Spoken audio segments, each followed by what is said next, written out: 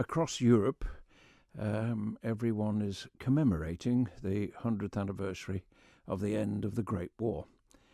In Europe, of course, they have the battlefields, they have the scars of the battle. But here on the Isle of Man, there is really nothing left tangible from that time. Even Knockalo Camp has gone. But the one thing we do have, which is the constant reminder of the Great War, are the war memorials, often passed by people, quite often only looked at during November of each year. And so this year, for the annual joint lecture between the Manx Museum and the Isle of Man Victorian Society, we decided that we would focus on the war memorials of the Isle of Man. Now, some were designed by Archibald Knox, others by a great historian, and equally some of the local monumental masons had a hand in the design. Each one is different. Each one is pertinent to the area in question. Each one involved a lot of fundraising. They weren't government paid for, they weren't local authority paid for. And really,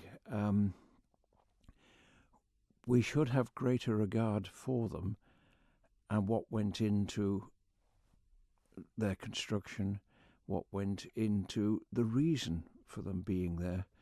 Because although we always say we will remember them, there is nobody left who remembers the fallen of the Great War. We can only remember them as a body of men, not as individuals. Can we talk about some of those potentially more poignant memorials then that you will be discussing and the significance behind them? Well, I don't want to give too much away. You've got one in the north which in its own way was very futuristic. It didn't take the normal form. The normal form was a cross, quite often a Celtic cross, so it was a cross within a circle at the top. This one in the north is, well, it's a little bit like a spaceship, really. It's pointing to the sky. You've got others that, well, all the parishes erected a war memorial, and then the 4 towns, Douglas, Ramsey, Peel, Castletown, erected war memorials. And then in some of the churches, the congregation decided to commemorate members of their congregation. So in fact, the total number is quite incredible. It's between 200 and 300 across the island, but that also includes subsequent Second World War memorials. I'm just looking at those from the Great War. But no, the variety will come out in the talk. Fair enough. You talked about how war memorials are so often overlooked. You said it's important to take note, but what should people do? What is a fitting way to appreciate or take a moment to remember those lost?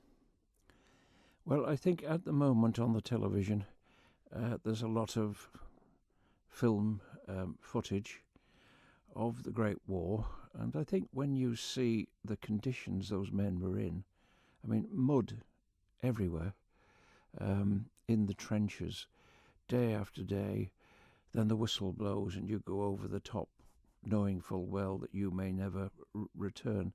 They went through one hell of a lot just for freedom, and unfortunately it happened again with the Second World War, and those men never returned. They never lived the lives that we have lived, and as we've moved on with generations, we just don't know what it was to go through those austere times, and we should, get away from the computer games, and all the modern things that are surrounding us. If it wasn't for them, we wouldn't be as we are today.